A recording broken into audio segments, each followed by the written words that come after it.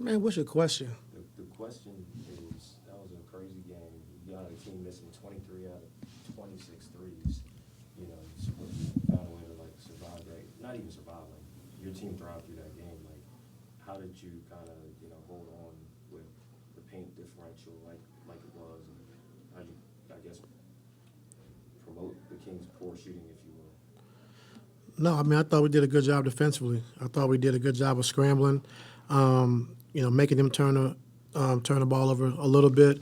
But we played a good game to the last, 5-6 minutes of the game. We're up 16 points, controlling the game, and you just can't have 5 turnovers out of the last 8 possessions. That's just whatever. We got to be better. Like, we just can't turn the ball over, up 16, turn over 5 times out of 8 possessions, let the crowd get into the game, let them have heroics and make some shots and kind of get back in the game. So we just got to be better running through the game, being better with the basketball down the stretch.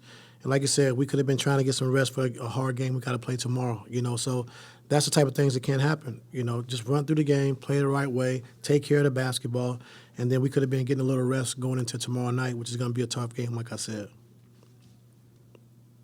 This is not the first time it's happened, though, so I guess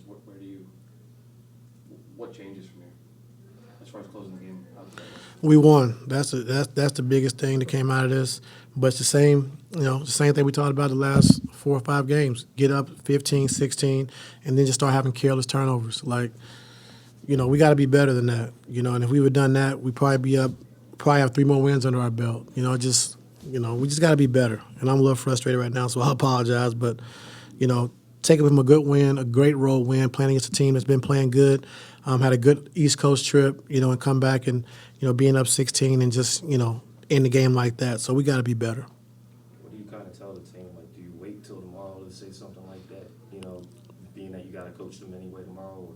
No, we got to focus on Toronto. They're playing hard, they're competing, they're scrapping. And it's going to be the same type of pressure. With Davion Mitchell tomorrow night. So we got to be able to handle the pressure. We got to be able to run our sets, understanding what we're trying to do, and take care of the basketball. So that was a game you guys led, shooting under 40% most of that. Second half, I think, made some shots in the fourth. But what was allowing you guys to maintain a lead shooting sub 40? Our defense. Our defense kept us in the game, paying attention to detail. We gave up a few too many back cuts. We told them they're going to cut out the corners, so we got to be better with that.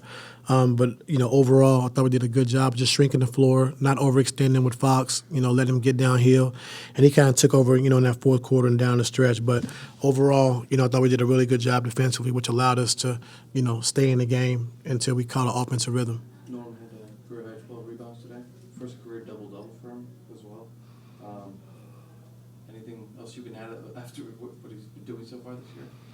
No, I mean, just continue to keep getting better,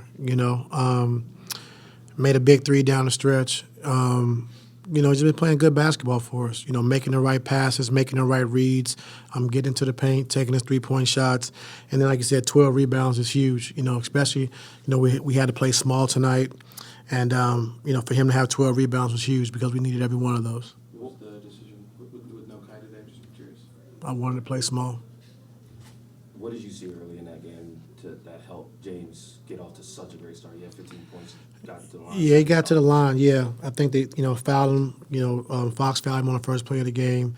Then he got another foul on a 3-point shot and then another foul in transition. So that kind of got him going early. Terrence was a plus 17, and I don't want to make a lot about his shot making, but is that something you think that eventually will just come? Yeah, I mean, when you're getting, 4 shots a game, it's hard to really think about, his shots. My biggest thing is just, he's a good 3-point shooter. He's great in transition. So take his open shots and attack in transition, But defensively, guarding the best players every single night, being locked in defensively. And that's where that plus 17 comes from. I thought he was really good defensively along with that first unit.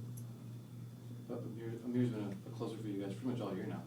That big fourth quarter against San Antonio tonight as well. What have you seen out of him stepping into that role this year? Especially, I think, kind of doing whatever you guys needed to throughout the years. But yeah. Yeah, I think just, his growth, is just continuing to get better, really knocking down a 3-point shot, looking for a shot, not turning shots down, and then like he's another guy like T-Man in transition. If we can advance it to him early, we know he can get to the basket and finish. And then defensively, a guy that can guard 1 through 4, can switch, can do a lot of different things. And so, Amir's been great for us, like you said, closing games, and hopefully he can continue to do that.